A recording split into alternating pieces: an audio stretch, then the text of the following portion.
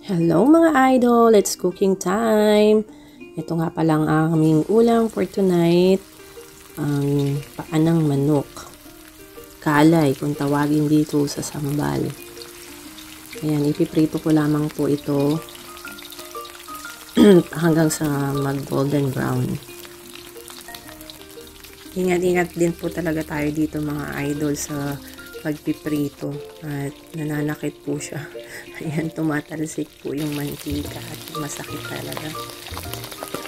Ayan, naprito na natin lahat. After nito, ilalagay natin dito sa pressure cooker para palambutin po natin siya ng siguro 15 to 20 minutes. Ayan, haluan lang po natin ng star anise, toyo, sugar, paminta. Nilagyan ko rin po ito ng atswete at tubig. Ayan, pampakulay po yung atswete.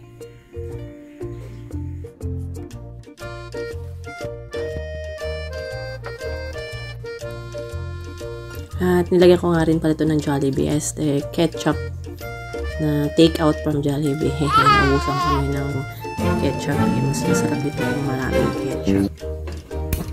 At ayan, isinalang ko na nga po sa pressure cooker. At isiset natin ito for about 15 minutes. Ayan, at hintayin natin.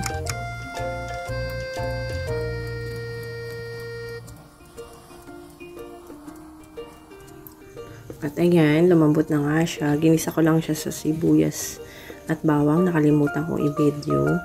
Ayan na siya. Actually, naubusan ng sabaw eh. Kaya, konti na lang yung sauce. Pero yan, yummy. Yummy! Ito na. Mama, yummy. Nakasarap. Tara na guys, kain na tayo. Yum yum. Thank you for watching.